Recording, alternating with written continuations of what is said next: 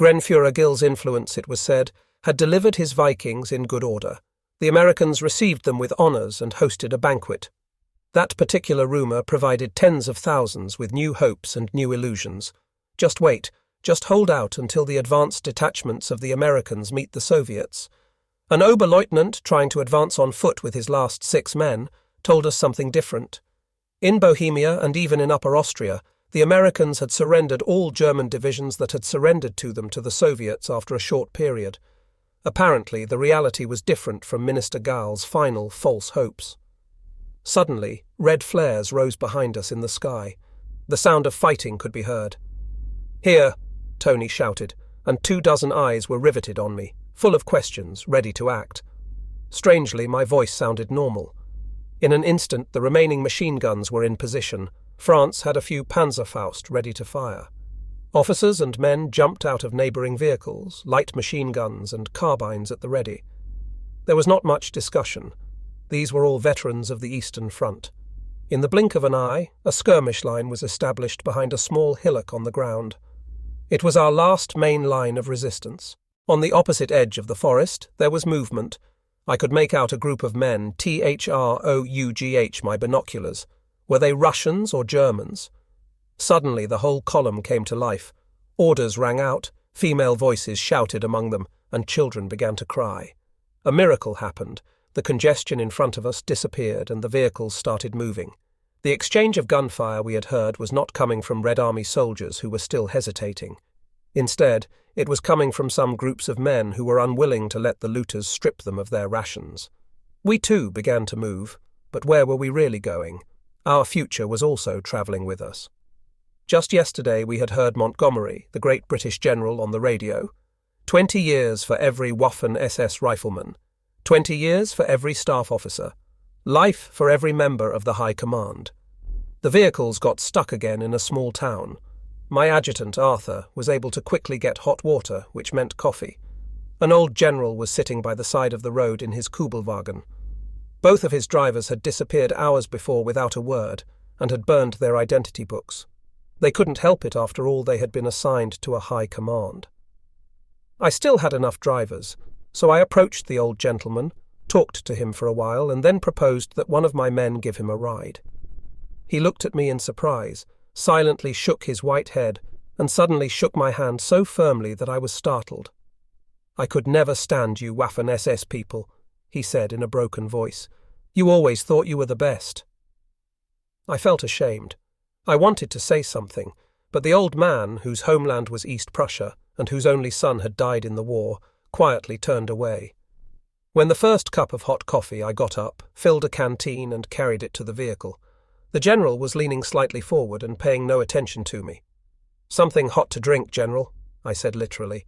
"It always works wonders." The old man did not respond. Feeling something wrong, I moved closer. Then I saw that he had shot himself in the temple, right in the middle of that whole gigantic column with tens of thousands of people, and not a single person had noticed or cared. We quickly dug a grave with our roadside trench tool. During the 4 years in Russia, we had become skilled at it. The old man lay in the lower half and appeared to be sleeping peacefully. The Kubelwagen was quickly driven into the roadside trench. When I turned around, I saw how a group of children in tattered clothes were already ransacking the dead man's suitcase and the vehicle. One of my men raised his gun, pale and furious. I pushed his hand away, but in the end, it didn't matter. After all, we kept moving forward. After travelling a bit, I realised that I hadn't secured the general's paybook, but who was I going to give it to anyway? We were stopped in Wagrain. Apparently, the Americans had forbidden any further movement westward. We stopped next to a larger building that was obviously occupied by poor people. I sent 2 men to find out if it was possible to find lodging somewhere locally.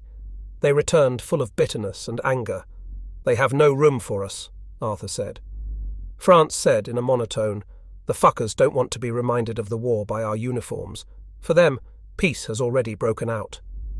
Tony, the Banland man, laughed a bitter laugh. "That's the way it is. We're superfluous." It began to get dark and soon began to rain gently. An old woman who had fled Vienna with her family hesitated as she passed our column and approached me. She had recognized me and took a bottle of Enzian schnapps out of one of her pockets. It was the last thing he had, and he wanted to give it to me. I had to refuse. "What will happen to our old Vienna?" he asked hesitantly. "Our street was on fire when we left the city." My voice failed me. I could not answer him. Finally, we were allowed to move on, but we still did not see any US armored vehicles. A jeep with a giant star and stars and stripes driven by a cold black man was the first thing we saw of the US armed forces. In it were two uniformed cameramen who seemed tirelessly filming. There was still discipline and order in St. Johann. General Pork had established a capitulation group there. It was said that whoever joined the group would be one of the first to be discharged. I reported immediately, of course, and in fact a general inspected us soon after. Although he wore the stripes on his pants and shoulder pins of a German general, he had no war decorations. He had us form a semicircle around him and briefed us on the general rules of behaviour. Of course, we asked many questions which the good man could not answer. In the end, I wanted to know when the trains would run again on the Ostmark. The general looked me up and down critically. "This is Austria, sir," he informed me smugly, "not the Ostmark." But still he could not tell me when the trains would run again. The men around me were furious. Fran, who was standing just behind me, said quietly, "Should I shoot him, boss?" I motioned for her to shut up. I was too tired to reprimand the excited general. Then the general informed us that we would be taken by train to Bad Reichenhall. Casualties would take place there. Then he quickly disappeared, but we waited for days, a kilometre away.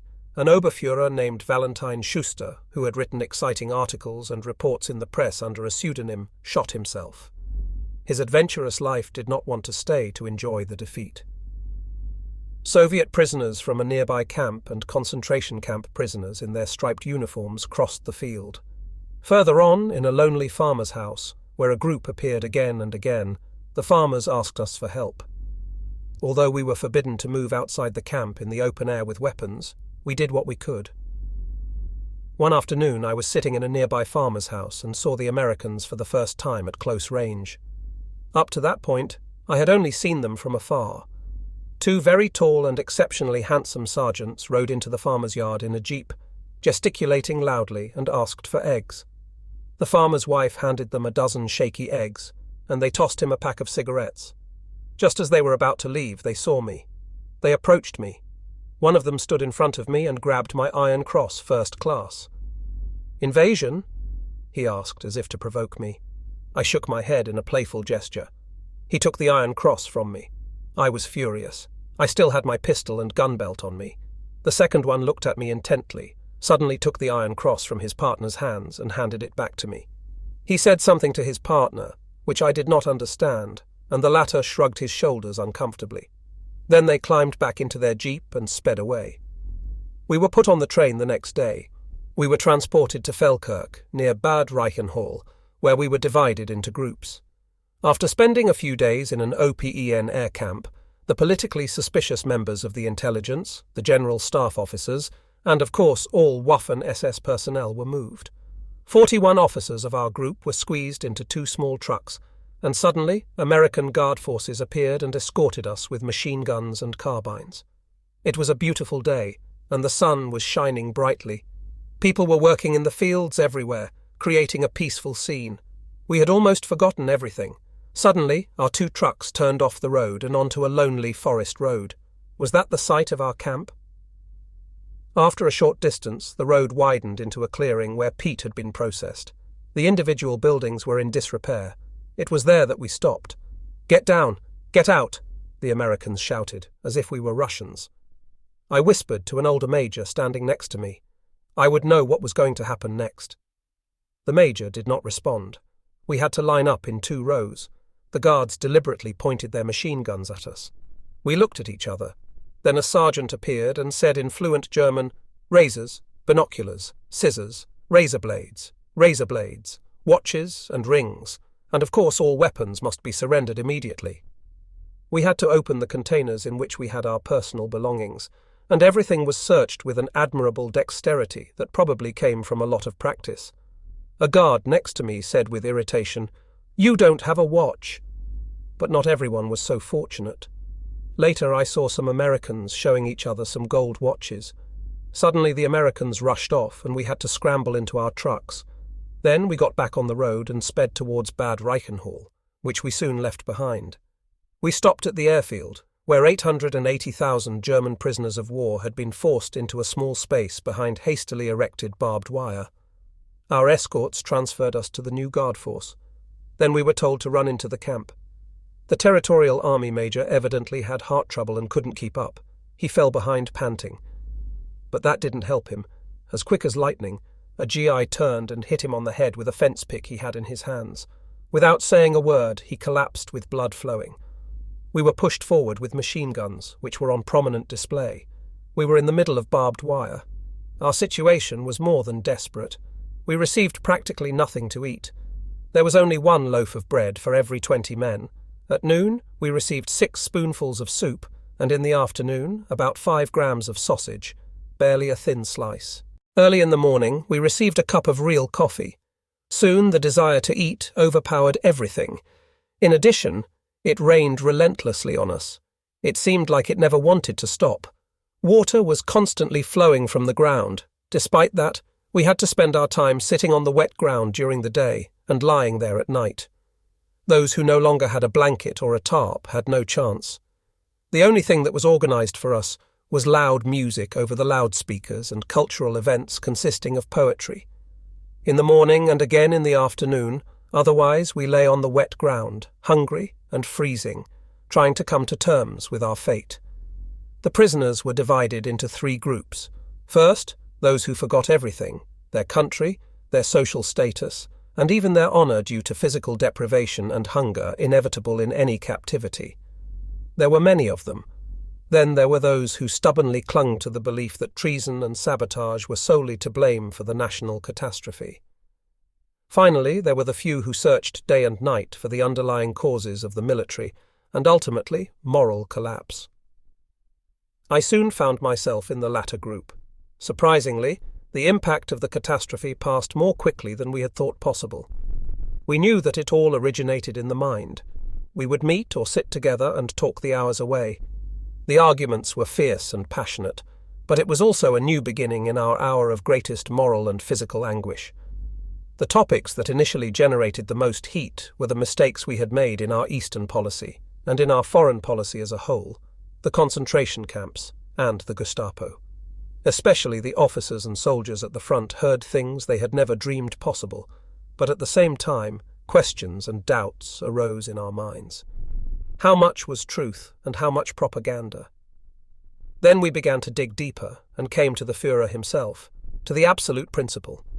The total state became the main topic of discussion, and then we moved on to individuals, such as Himmler and Goering, and finally, the most difficult question of all, the Führer himself.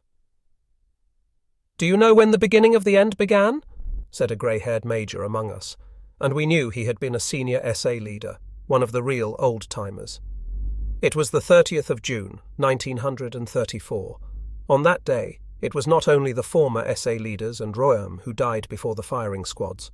It was everything National Socialism meant to us, everything we had dreamed of. A torrent of denials and contradictions rushed over his words, but he continued unperturbed. Adolf Hitler, after taking power for the first time, faced the most important decision of his life: to work with the revolutionary masses of the SA or with the general staff of the army. On the one hand, there were the revolutionary masses of the people, a people's army similar to Trotsky's Red Army. This road promised a long and difficult road, but a road that would eventually lead to the end of imperialism.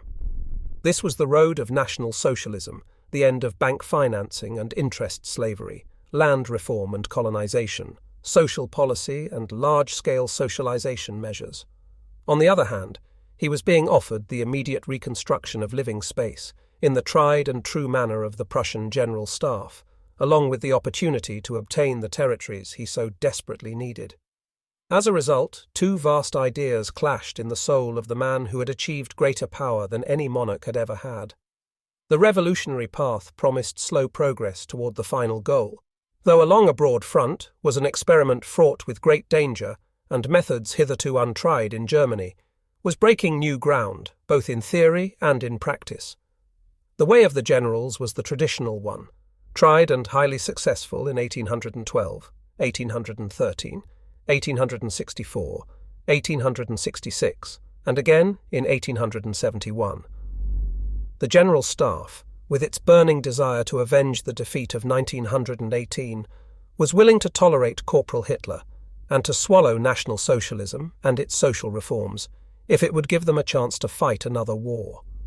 On the other hand, the Führer was willing to tolerate the generals, however ill-disposed they were toward him, and was willing to swallow their conservatism and leave capitalism intact, provided they would help him achieve his ultimate goal. The conquest of vast territories for themselves was of great value, so that both sides went into the business firmly determined to defeat the other. And the real tragedy for Germany is that both succeeded in this conflict of ideas. In Hitler's mind, the experiment of revolutionary National Socialism had nothing to offer that could match the attractions of conquering territory or becoming a figure in world history. It offered only the long and arduous progress of one of the greatest national experiments of all time. It was as if the devil himself had taken Hitler to the top of a high mountain and shown him the world below. You see that point? It's all yours, if only you will sell me your soul. On the other side were the masses whose blood had paved and guarded the way up the mountain, and who had nothing to offer but their faith, their loyalty, and their militant revolutionary pride. It was because of this pride that the pistols and machine guns had to fire once Hitler chose the path of the generals. In front of those guns and machine guns, the leaders of the organization that could claim all the credit for victories in the streets and meeting places over communism died. The SA, to keep up appearances, some shady and corrupt characters, along with a General Schleyer along with his wife and maid, blew their brains out at the same time. But at that point, my friends, the idea died. What came next was National Socialism without the socialism. It might have been fascism, perhaps, but it certainly wasn't National Socialism. What came was drumbeats and marching columns, waving flags and fanfares, but it no longer had the spirit of men willing to blaze a new trail with all the difficulties and conflicts it entailed. That spirit was gone. A whirlwind of voices raged and fierce arguments, pro and con, flew back and forth. It was some time before the heat faded, but you must know it must have been so. A young Waffen-SS officer, recipient of the Knight's Cross, said passionately, "There must have been something wrong with the routes, otherwise the moral collapse would not have been so frightening. Look at what happened in other wars, even in 1818, when at least the officers kept their faces. Look at the generals, even in this war. 231 of them died in combat in this war, as required by the soldiers' code. We know that 58 committed suicide, but we also know that 22 were shot for resistance, treason and cowardice in the face of the enemy. We know that Seydlitz Daniels and even my God, Paulus, stabbed us in the back. God Almighty, I don't know who the hell to look at right now. Never before has such a thing happened in our lives. Of course, there's always a Judas somewhere, but this is a mass movement. Generals deserting, don't you all see? There is a world in collapse, far more terrible than the ruined cities of the Reich. Don't you see that there is simply no air left for us to breathe?" He was silent for a moment, then continued more calmly. "My Reichsführer refused to give a military funeral to one of my closest friends who committed suicide because his fiancée was unfaithful to him after his death. My friend had his name removed from the SS lists with ignominy. He was denied a burial with military honours, and then, after the collapse, he himself goes around the country disguised as a character in a cheap detective novel, gets caught and swallows cyanide. Why didn't he take his responsibility before the court of the victors and save hundreds of poor devils who did nothing but obey his orders? It is not so simple, these matters concerning traitors and saboteurs. The real problem lies deeper, so deep that I, for one, have no more desire to continue living in such a world." "But wait a minute," I said. "Don't talk such damned nonsense. Can't you see that we have to move on for the sake of our children, if for nothing else? We have to move on so we can tell the next generation how not to do things, and because we're soldiers, we know it's not the flag that matters." "But the spirit behind it, oh God!" exclaimed another. "I'm sick of it all, sick and tired of all this damned war, all this damned National Socialism and all your damned stupid talk. You won't change anything with that. We played and we lost. Let the dead rest in peace, and for God's sake stop fouling your own nest. Sorry to butt in, the older man said in response, but I simply don't think we can afford that kind of bourgeois decency, however honest it may be. Only by acknowledging our mistakes can we preserve future generations from a similar fate. If our path was wrong, then we must say so openly, come what may. And if much of what we did was good and right, then we will also say so out loud and in front of the whole world, regardless. As long as we are still alive, faith in the continued existence of our people will live on. Or are you sick of that too? The young Lieutenant Ober said nothing and walked away. Gradually, the last men of the group headed for their tents for the night. The next morning, we found the young man with the Knight's Cross hanging in the bathroom. In his pocket was a piece of paper that read, "I know what I am doing is wrong, but I have no strength left. I am going back to the boys of my old company, who were happy to go before me and also set up camp for me." When the Standart and the Führer woke me up and showed me the paper, I too was overcome by the wild desire for death that I had felt so often since the 8th of May. Nothing, during the entire war, not even its end, had oppressed me as much as this desire for death. Again and again I had to force myself to imagine the only two people who formed my link with life, my mother and my wife, and again I had to tell myself that someone had to remain alive to give voice to the truth.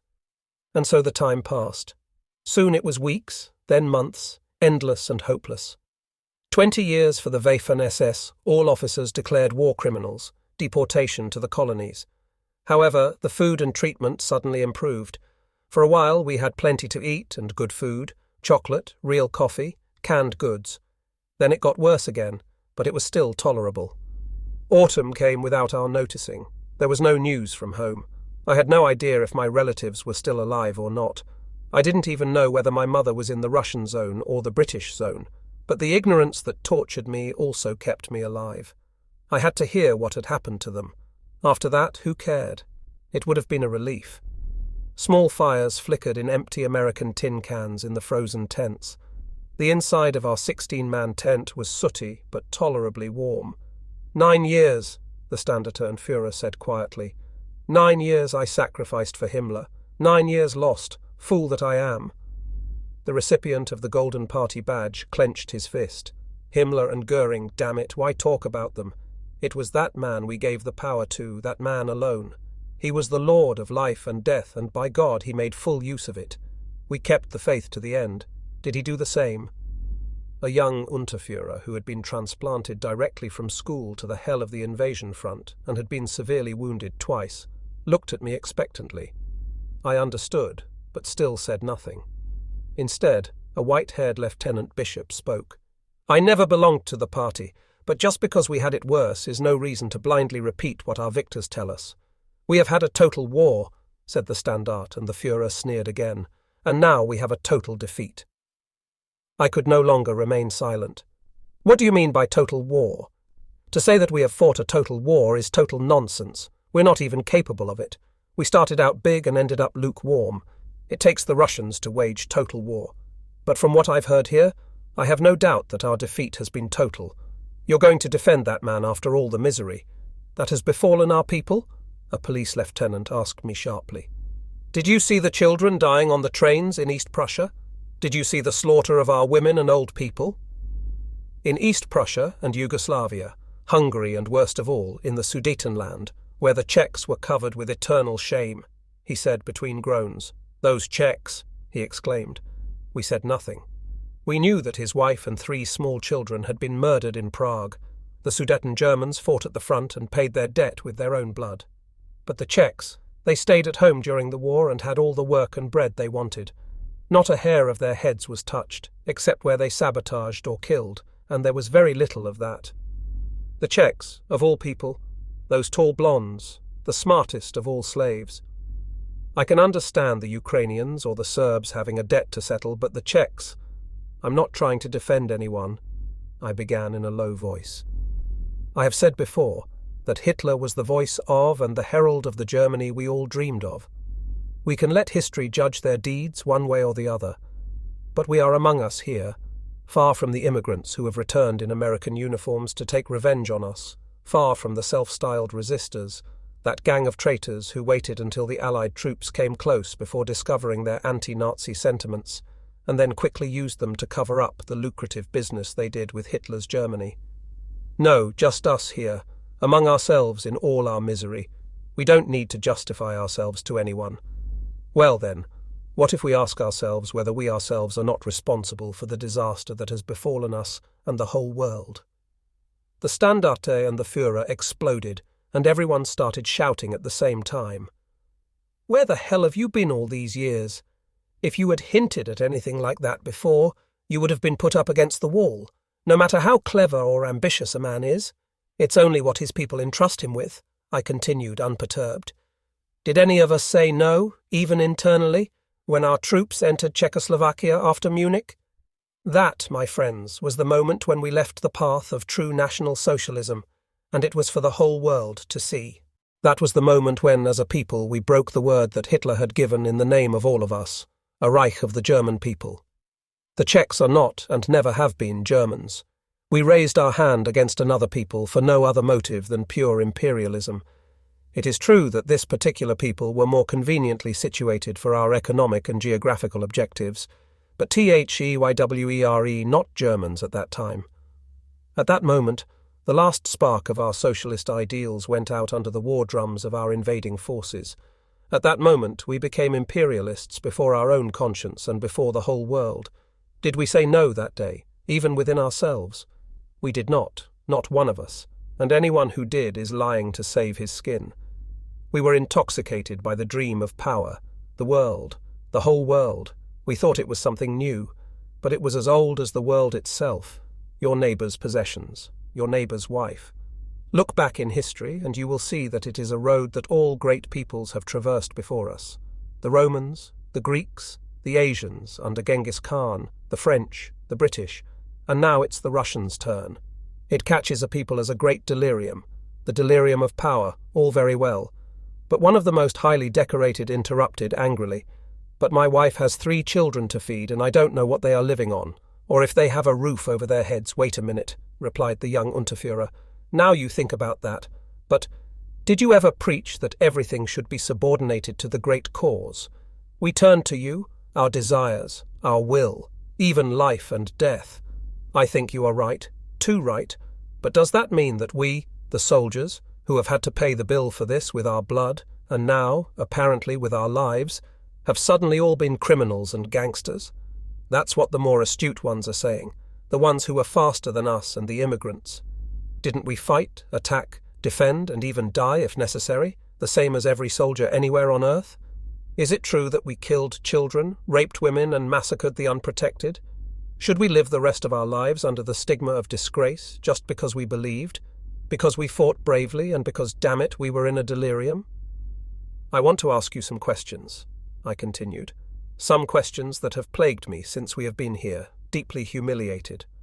If you can find the answers, then I am wrong and will say no more. I never in my life had a chance to talk to Hitler, and even if I had, it wouldn't have meant anything. I was the little guy, he was the Führer, the master, as one of you so aptly put it, the one who had the power over life and death. I don't know him any better than I know the other millions. But I know Germany, and I know that we are all the same. We Germans all suffer from the same hereditary disease which God must have given us as a nation, as our own particular cross. We, the people who produced the great thinker and critic of pure reason, we, the nation of philosophers, have all become romantics and visionaries when it comes to politics. In initiative and strength, in the ability to invent and produce, we are as good as any nation in the world. But whenever we enter the slippery slope of politics, we lose all power of criticism in our thoughts and lives. Politics leads a separate existence. We should be realists, like the other Germanic peoples, who see politics only as the business of the nation, as something that should always be subordinate to the interests of the nation, and not be its master, as it is with us. Other peoples do not wage war for a principle, or for the sake of a vileness, or some idea, or something of that sort, but for national advantage. And what a man does for his own advantage, he does soberly and with a cool head. He takes care to make the best of his opportunities, and to avoid weaknesses, just as any small businessman does in his daily life. But not us. We are slaves, not masters of politics. Hitler could do no different, despite his imperialism. He was a true son of his people, whose interests he sacrificed for principle, perhaps without even knowing it. So, despite his mistakes, which we will probably never recognize as our own mistakes, he was in reality an embodiment of the German people. That's why we lost this game so completely. Not only because of our mistakes, others made them too, but they never stopped calculating at the same time. That's something we've tried to do many times in politics, but we've never learned how. I continue. What did the world know of the state behind the border posts of the Soviet Union? What did it know of the danger brewing behind the barbed wire boundaries and the sentry boxes of the secret police?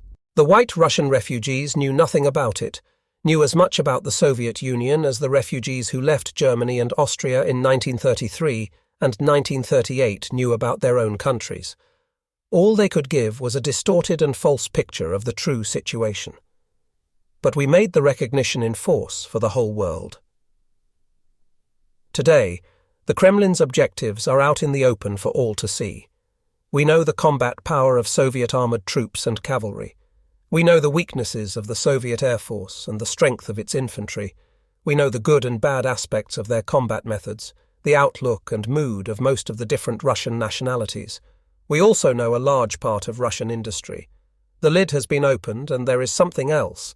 The people inside this lid have had the opportunity to look beyond the Iron Curtain, a fact that is not good for their masters. Nothing in this world is completely meaningless, even if it is not apparent at the time.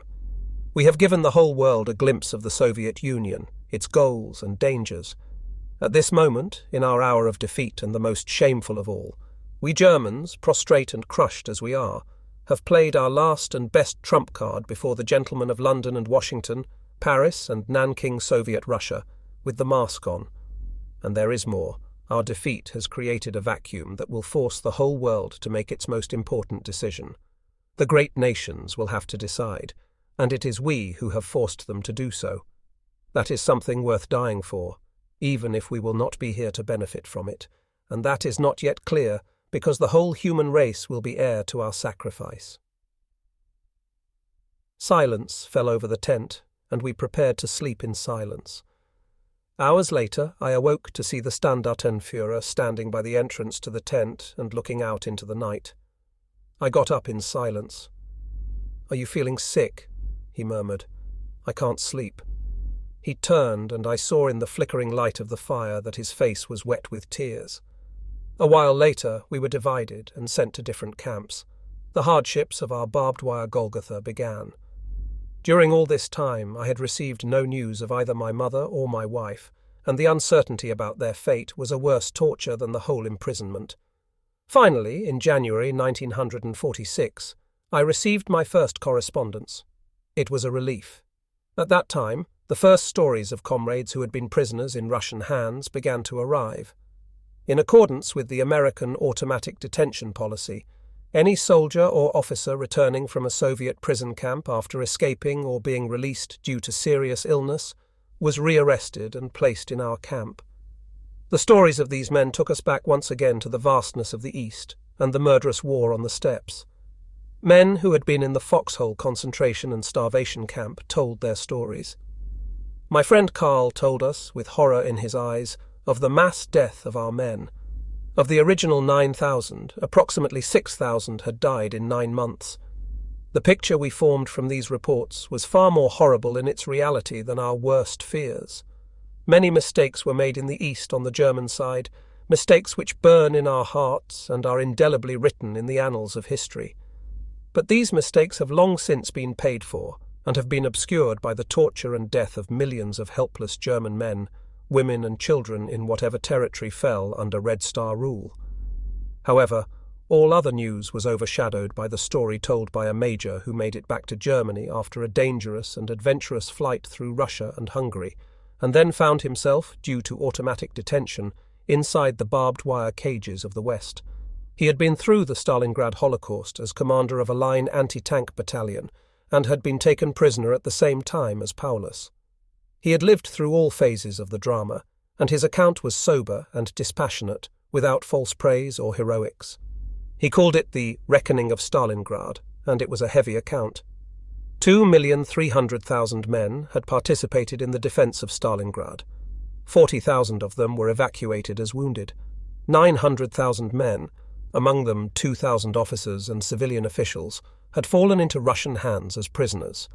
Thus, 1,050,000 officers and men remained among the ruins of Stalingrad.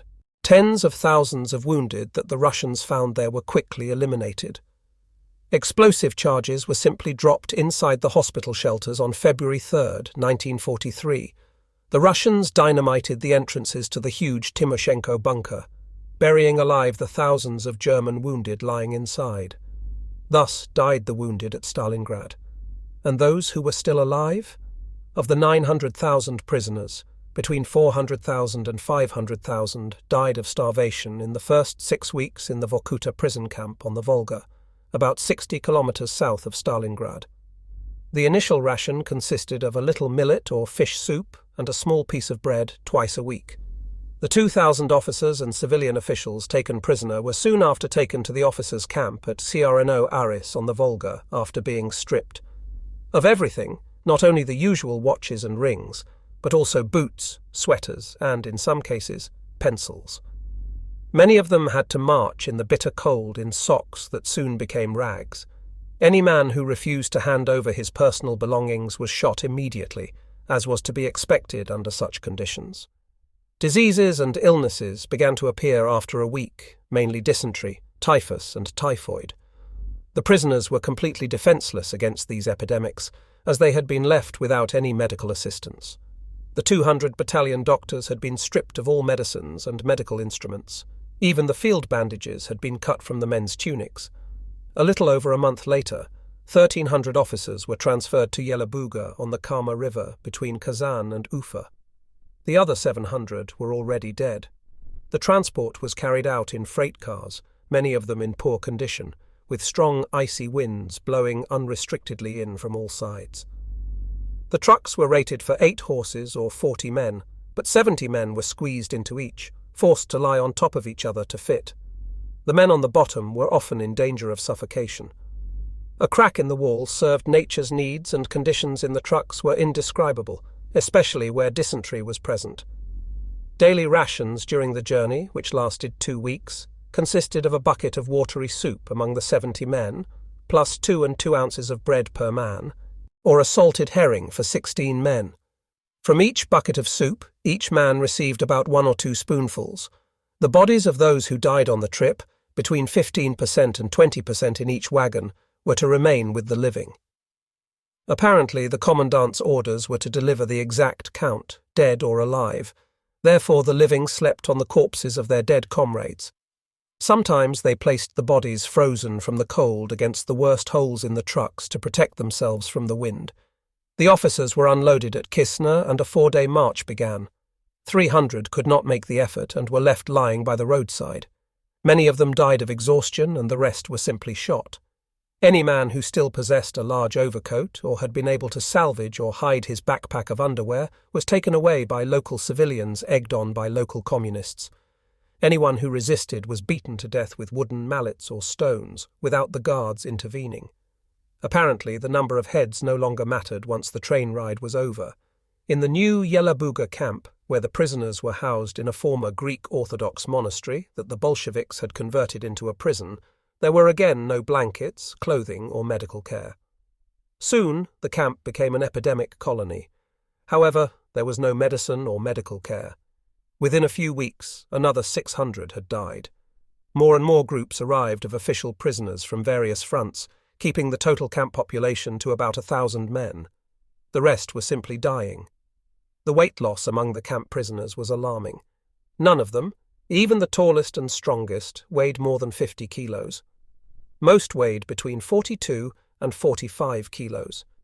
Conditions improved in the summer of 1943 as a result, according to rumors, of the intervention of the American military mission in Moscow. Meals became regular and increased to 1,700 calories a day. At the same time, however, heavy manual labor was introduced in the forests. Prisoners were forced to haul sledges or carts full of wood over a distance of 36 kilometers a day, day after day. They dragged themselves across the country, tied to homemade raffia ropes. Local Russian civilians nicknamed them Stalin's little ponies. Any man who collapsed was allowed to rest in his wooden bunk for a few days without medical assistance or supplementary rations. But even that was a welcome relief for these tortured men. When, on one occasion, prisoners refused to work in the pouring rain without coats or cloaks, the guards tied ropes around their necks and dragged them to work. Faced with the choice of giving in or being strangled, our men had to surrender. Many times the horrors of the German concentration camps had been discussed by the soldiers of the Eastern Front in all the battles and rigours of their lives, and with rare exceptions this inhuman institution had been condemned. All of us roundly condemned the infamous actions we later heard about, and although we had no direct responsibility for them, we felt shame. But after hearing the stories of the men who returned from the Soviet hell, our feelings about the concentration camps became dulled. What's the difference? Many of the former concentration camp guards whom we met for the first time in the internment camps swore that such horrors had not been equalled, even in the worst of our concentration camps. Once, however, in the midst of the terrible news that ambushed us again and again, there was some good news. We were sitting together one day by the bunk of an old Hamburg Oberst, and were heated in an argument. "We should have attacked England," said a young Luftwaffe officer, awarded the Knight's Cross. "We should have destroyed that damned carrier, no matter what the cost. That was our fatal mistake, not to have risked the jump across the Channel after Dunkirk. It would have been a risky operation, but it would have brought victory. In any case, where could the American bomber squadrons have taken off from? Would the United States have entered the war?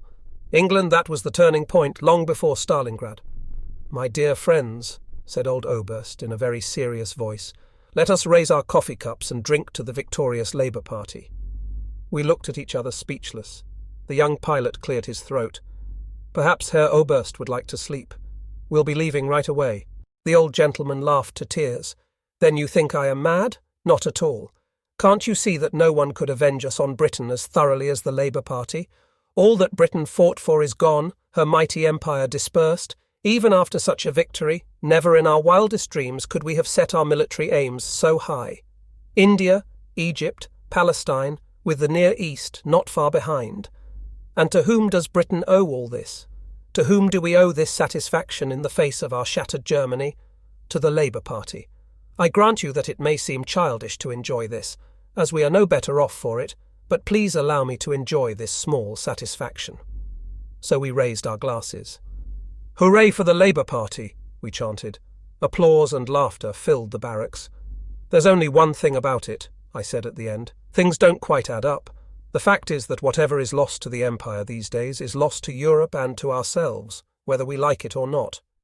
Britain seems to be at an apparent dead end. Yesterday's Germany may laugh at that, but today's Germany must look on with fear and trembling at the self-destructive development of British policy, and that is honestly true. But still I can't help feeling satisfied. We have finished, it is true, but we have dragged proud England down with us, and without lifting a finger. I know I shouldn't say it, and you mustn't be angry with me, but it has given me great pleasure, and now I can bear to face our own downfall."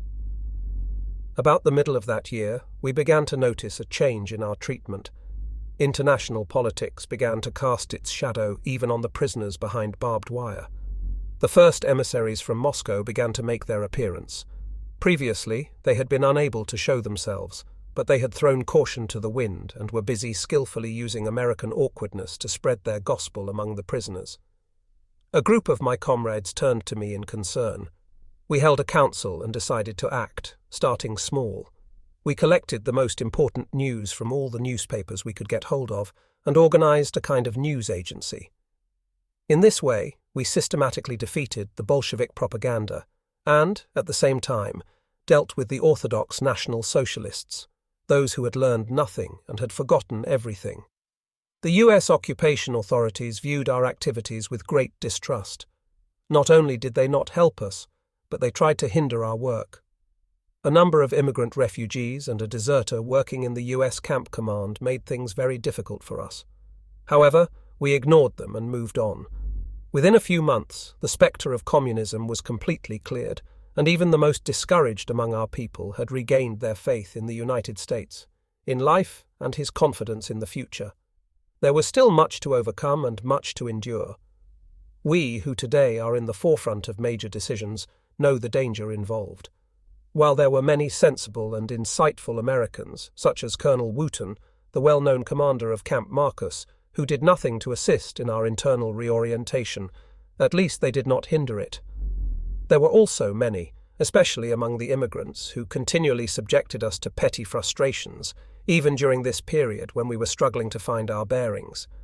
These people came, in uniform of the victorious United States Army, and confused their personal motives, in many cases stemming from the terrible fate they had suffered at the hands of Hitler's Germany, with the interests of the United States.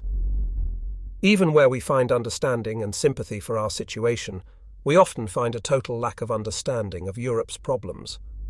The easy victory in a bomb-ravaged Germany that had already bled to death on the Eastern Front had had the same effect on the American mentality that the easy defeat of France had once had on Hitler's Germany. In both cases, the victor acquired a sense of security bordering on arrogance. Sometimes, when we had the opportunity to talk to American officials, we were left with the feeling that the ocean separating us from the American mainland was infinite. However, we, for our part, also tried to understand our conquerors. It is an invariable rule that a conqueror, even the most just, tends to despise the people he has subdued, or at least to consider them very inferior. Yet how were we to make the American, with his infinite superiority over us in food, arms, equipment, and all forms of military comfort, understand how we had fought our battles in the East and what we had suffered? We also tried to understand that there are actions for which the victor can claim the right to judge the vanquished, acts of villainy and actual crimes. Such acts would also have been condemned by a court of German soldiers in all languages, as the soldier's highest virtue is to do his duty according to his oath of allegiance. We had to suffer being labelled as members of a criminal organisation, even if, in fact, we were no more than soldiers of an army which, as will be admitted, was not among the worst in the world. Most of us were not even members of the Nazi Party. Many had voluntarily joined the Luftwaffe or the SS in the same way that, in the United States, the best and sharpest of the American troops went to the Marines, and some of them were even drafted into the Marines. We had no part in the concentration camps, massacres and war crimes, which would have been viewed by us with equal horror had we known them. Our officers were among the bravest of the German field armies. Our generals, like Jellhauer and Steiner, were among the most competent, and our men were no less loyal and courageous than the British, Americans, French or Russians. The judgment of the victors did not affect us, whether in the prison camps in the West or in the East. We remained what we were, soldiers. We laughed openly when we learned that Soviet judges and prosecutors declared the obligation of German soldiers to obey orders invalid. After talking to thousands of Red Army officers and men in Russia, we learned that there is no army in the world where failure to obey an order is punished as relentlessly as in the Red Army.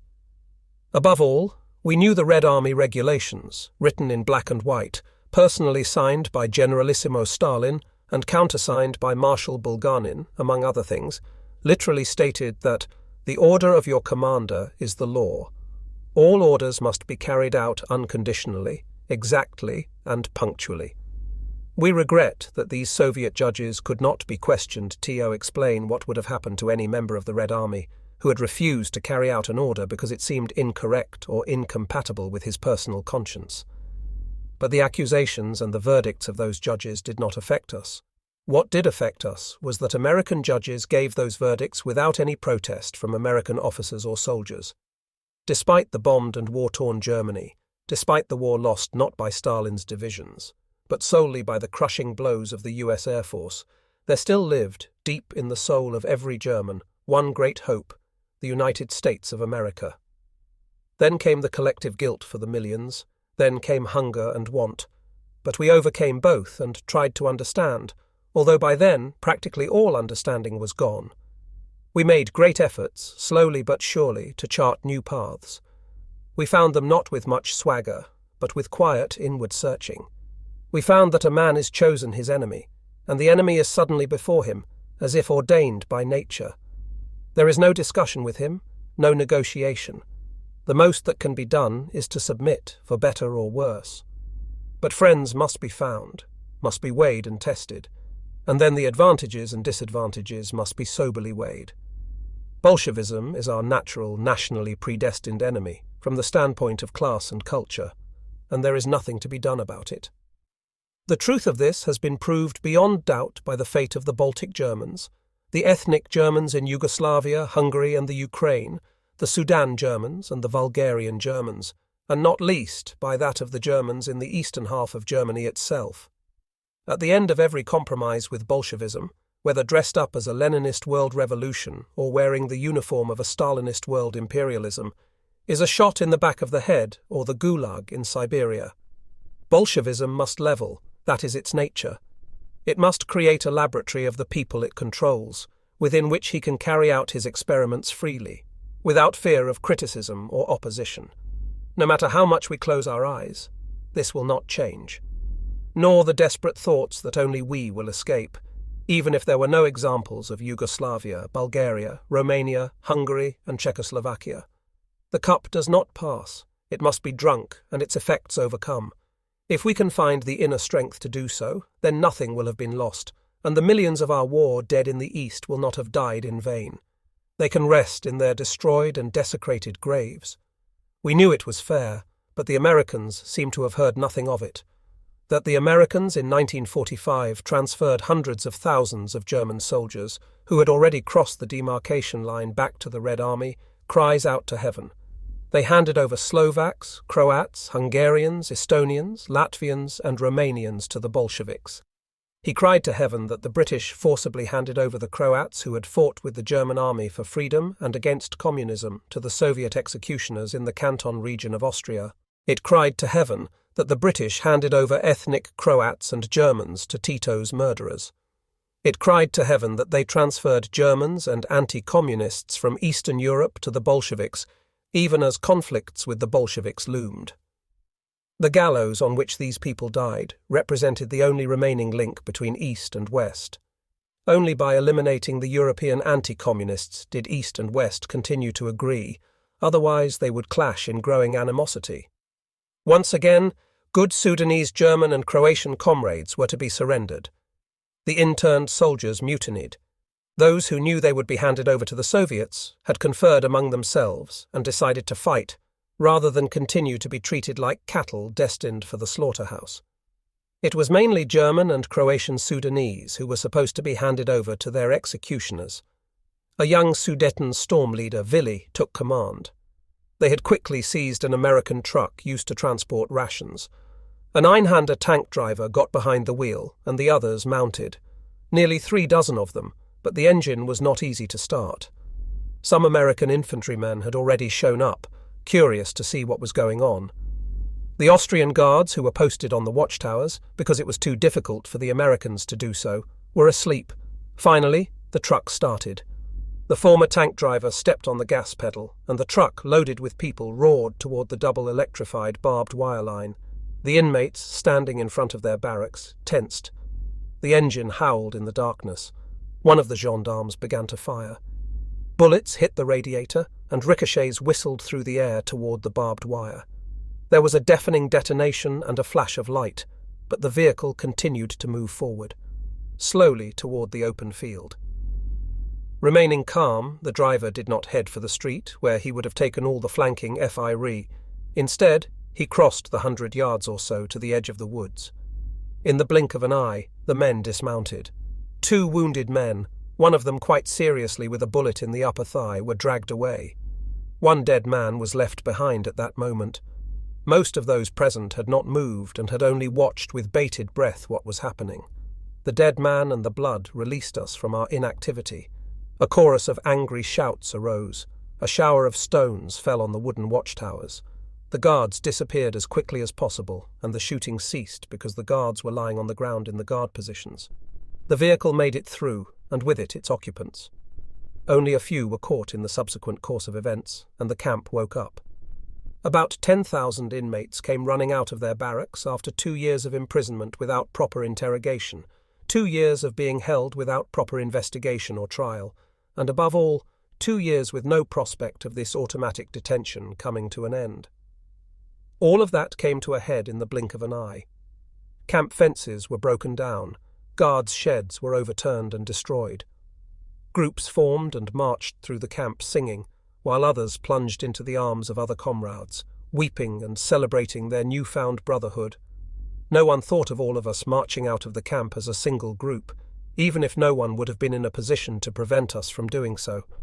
To capture those masses of individuals would have required divisions. To the Americans, the escape and revolt came as a complete surprise. In the camp administration building, there was only one young officer who desperately called out to anyone he could. Most of the officers of the American units were at the press briefing in Salzburg. The military police picked up the soldiers. Almost the entire force was on leave in nightclubs, cafes, and brothels. An alert unit moved from Bavaria, and a reconnaissance battalion ran. It was an hour before the first thoroughly intimidated Americans showed themselves. They contented themselves with forming a thin line around the camp headquarters, with pistols and rifles at the ready, although this was an entirely superfluous undertaking, as it would have been too late. After an hour, the commanding general officer came running up in an armoured car and tried to call the inmates to order, displaying a self-assured attitude. "They need to be back in the barracks in 10 minutes, he shouted from the armoured car. That was all.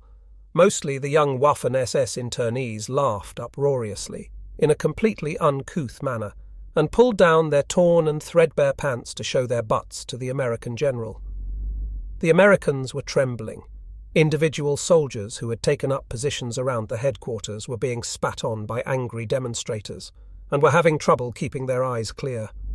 A group of Waffen-SS soldiers shouted at the general, "Are you trying to force us to be communists?" I was also trapped in the mass of people when the armoured cars drove toward us. I said to the person next to me in a level tone, "If we don't get everyone moving now, there will be a massacre like you've never seen before." Even a single salvo of gunfire in those concentrated masses would have had a devastating effect.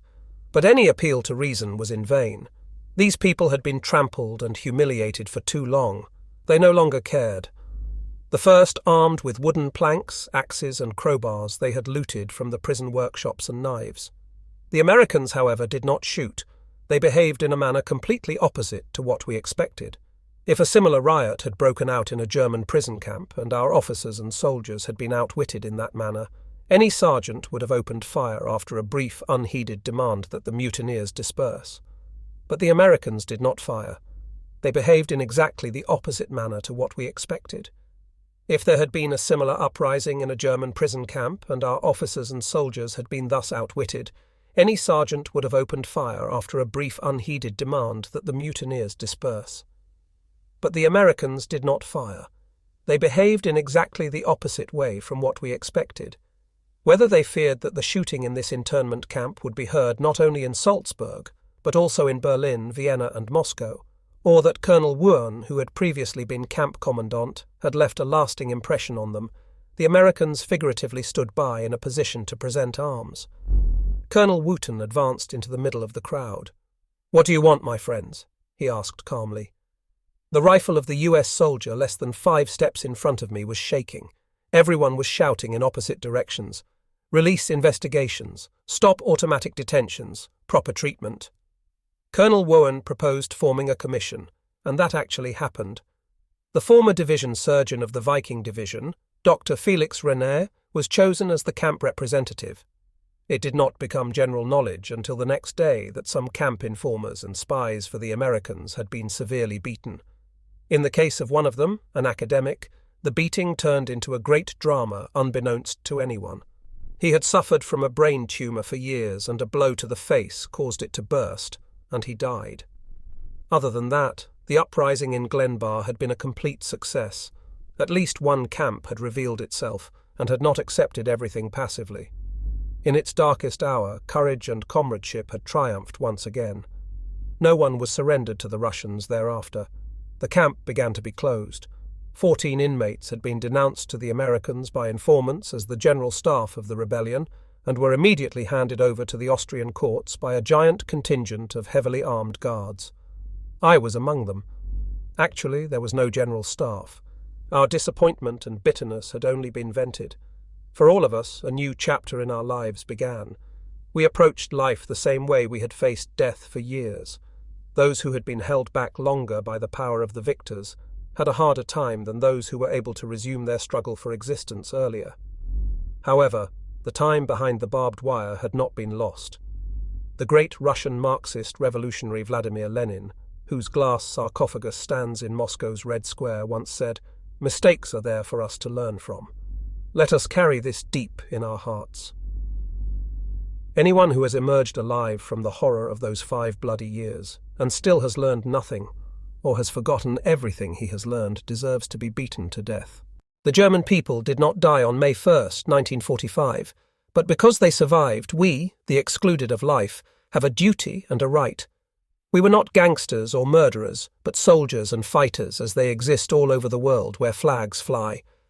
Let us bury this treacherous romanticism and false arrogance with it, along with fraudulent self-accusations and spineless cowardice. Let us live the life of true reality. Many, on both sides of the intellectual barricades, will rise up and attack this book. Some will consider our own errors to be exaggerated. Others will think not enough. However, it has been written for one purpose only: the truth by someone who lived through the most intense struggles, both in arms and in heart. Whatever the judgment, one thing is certain: that is how it was. If the dead could rise, the men lying on the northern highway in Rostov, in the Mios by the tank trench in Malgobek, in Kov along the NAA, in the Volo, in Inrad, in Lurg, in Budapest and Stenberg, and even those lying in the Vienna woods, would all bear witness to my story. The German poet Hans von Schwarz said in one of his works, "Nothing is more revolutionary than duty." Let us live by this. There is nothing greater that life has to tell us, and our duty is to the shattered fatherland, be it Germany or Austria, and to the German people who are bleeding and reeling. The great delirium is over forever. From now on, hard and rational sobriety must be our watchword. So much for today's video. Remember to subscribe and leave your like so we keep bringing content for all of you. See you next time.